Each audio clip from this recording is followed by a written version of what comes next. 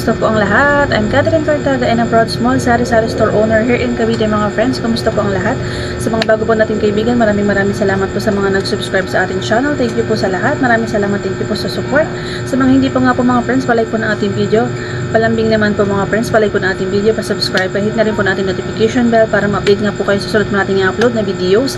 Ang mga videos nga po natin tungkol po sa ating tindahan. Ayan. At kung pwede po mga friends, pakitapos po ng ating video bilang supporto niyo po sa akin mga friends. At mag-comment po kayo para pasyalan ko po inyong mga bahay-bahay mga friends. Ayan. Thank you so much po. Ayan. Pag-usapan po natin ang dapat mag-stocks.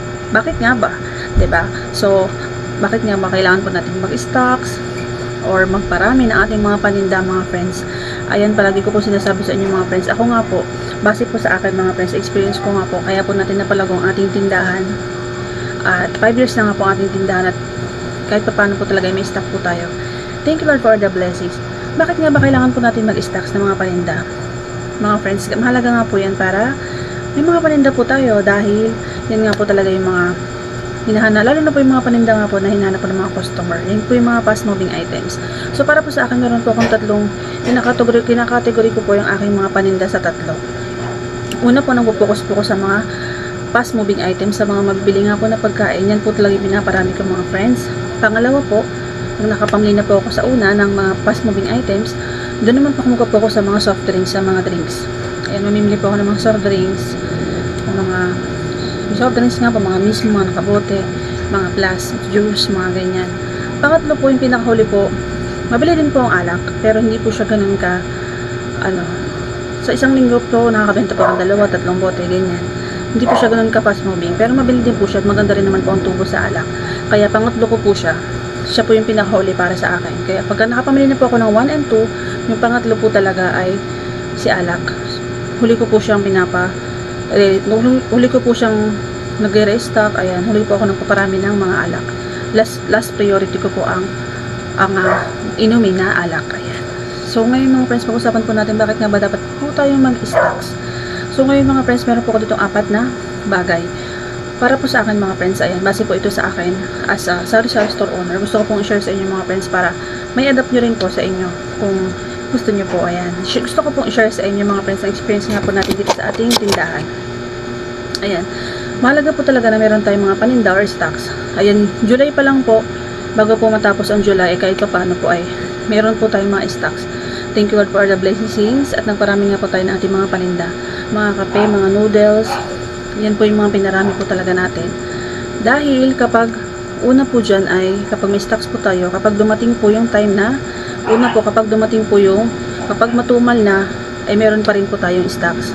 Ayan, lalo na po ngayong August, hindi ko lang po alam kung ako din lang po nakakaranas, pero sa tingin ko naman po ay iba rin po natin mga kaibigan at kasari ay nakakaranas din po na tagtumal or medyo matumal. May araw po talaga na matumal, hindi rin po natin maiiwasan yan. Natural naman po yan sa isang may tindahan or sa isang may sari-sari store na nakakaranas na medyo matumal po na araw. Ayan. So ngayon po medyo may benta po tayo, thank Lord for the blessings, pero hindi po ganoon ka okay, pero nagpapasalamat pa rin po tayo kay God at may benta pa rin po tayo. Ayan. Yun nga po mga friends, kapag matumal meron pa rin po tayong stocks. Mahalaga po yan mga friends para, diba, kahit mga ilang araw po tayo hindi nakakapamili, may mga paninda pa rin po tayo. Okay na okay pa rin po tayo dyan ng mga 3 days, 4 days, meron pa rin po tayong stocks. Kung ganun po na medyo matumal, ay yung benta po natin, may ipon po natin siya at mapapamili po natin siya ng mga paninda po natin na kulang po natin sa ating tindahan. Ayan.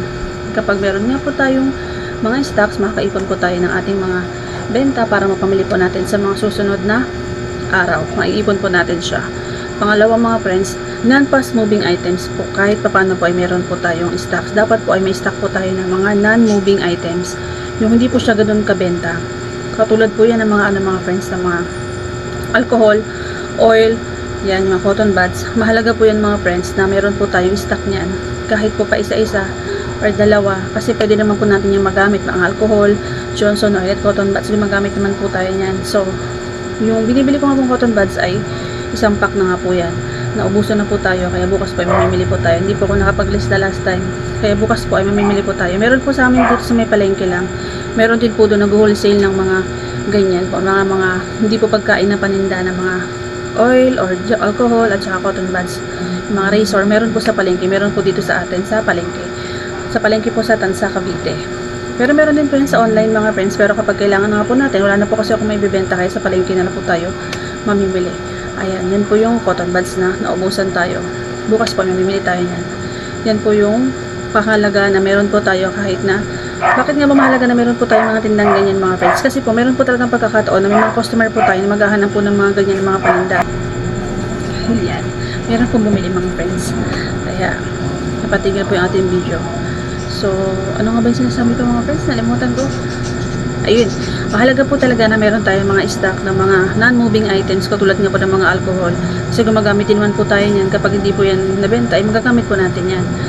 Tayo na lang po ang gumamit. Pero sure na sure po ako kapag meron po kayo yan kahit pa isa-isa ay mabibenta po yan kasi meron po talagang customer na naghahanap ng mga ganyan kapag naubusan po sila ng alcohol, oil or cotton buds, maghahanap po sila kasi nga po sa akin dati hindi po talaga ako nagtitinda niyan. Nakakailan po talaga nagtatanong sa akin sa loob po ng isang linggo ay nakakabenta po ako niyan ng alcohol at saka ng oil, Johnson oil. Ayan, may naghahanap po kasi kaya sinasabi ko ako ng customer na magtinda nga daw po ako kasi ginagamit nga po nila, madalas po ay mauubusan po sila at wala po silang magamit na ganyan ng mga paninda kapag kailangan po nila ay at least dito po sila bibili sa ating tindahan. Diba? Diba yung customer pa nga po nagsuggest na magtinda tayo yan at okay na okay naman mga friends kasi bumibili po talaga yung mga customer na nagsasuggest ka po sa akin na magtinda ng ganyan. Bumibili po sila at bumabalik po talaga dito sa ating tindahan. Ayun mga friends, maganda rin po na meron kayong mga gandang tindang ganyan na non-moving items katulad ng mga alcohol kasi kapag alam ng mga customer na may mga tinda kayong mga ganyan ay mapapabili po sila ng mga paninda nga po na mga kape, ganyan, tinapay, biskwit. Kapag alam po ng mga customer na halos kompleto po yun yung mga tinda, okay po yun kung may puhunan po kayo mga friends. At mga friends, pangatlo po ay ang magpaparami po tayo ng mga moving items para mas mabilis po natin mapalago ang ating tindahan, mas maparami po natin ang ating mga paninda. Yan po yung way na ginawa ko nga po para mas mabilis ko nga po maparami yung aking mga paninda. Napalagi po talaga ako namimili. Pag umaga po nakabenta na ako sa bandang hapon po ay namimili na nga po ako ng mga paninda. O pag di man po ako makapamili maghapon, kinabukasan po ay mamimili po ako ng mga kulang po sa ating tindahan. At yan po talaga ako nagpo-focus sa mga fast moving items. Kaya thank you Lord at kahit paano po ang ating pong tindahan ay still ongoing. Meron pa rin po talaga tayong tindahan. Thank you Lord for the blessings. Yan po yung gusto kong i-share sa inyo na pangatlo na magparami ng mga fast moving items. Ayan. So una po kapag matumal may stocks pa rin po tayo. Yan po yung kahalagahan na dapat meron po tayong stocks. Kapag matumal po may stocks pa rin po tayo. Una, yun nga po kapag matumal meron pa rin po tayong stocks. Pangalawa po mamili din po tayo ng mga non-moving items. Pangatlo po magparami po tayo ng mga fast moving items. Mahalaga po talaga yung pangatlo mga friends, yung mga fast moving items. Diyan po talaga tayo uunlad sa mga fast moving items kasi pag makabenta po tayo ng mga fast moving items, mabilis po natin mapapaikot yung ating mga benta, yung ating puhunan, mas mabilis po tayo makapamili ng mga bagong paninda. Yan po ang kalagahan ng mga fast moving items. Pang-apat po mga friends ay ang may panahon po talaga na matumal, hindi po talaga natin yan maiiwasan. So katulad po niyan, sinabi ko na nga po kanina na di po natin maiiwasan ang panahon ng tagtumal. Ngayon nga pong August ay sinasabi po talaga nila na August ay ghost month. Kaya naman meron po talagang oras or time na araw na medyo matumal po talaga. At ewan ko lang po, ako lang po ba talaga nakakaranas ng mga friends. Pero ngayon nga po ay medyo hindi po ganoon ka ang ating benta. Pero salamat pa rin po tayo kay Lord. Thank you Lord for the blessings. At yun nga po ang kalagahan kapag may stocks po kayo kahit po panahon po ng tagtumal ay meron po rin po kayong mga paninda. Kahit na mga ilang araw po kayo hindi makapamili ay meron pa rin po kayong mga paninda. Diba? Yung maiipon nyo po yung mga benta para sa mga susunod na araw ay makapamili po kayo ng mga kulang po sa inyong mga tindahan. Ayan po yung kahalagahan kung bakit po dapat ay meron tayong mga stocks. Ayan po yung ating mga paninda. Ayan po yung ating mga sabon.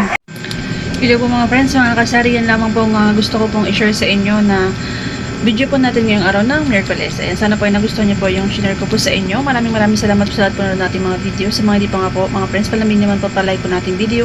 Subscribe na rin po, pahit na rin po natin notification bell para ma-update po kayo sa mga susunod po natin i-upload na videos. Maraming salamat po. Thank you po sa support. Ayan, God is good all the time. Love everyone and see you to the next one.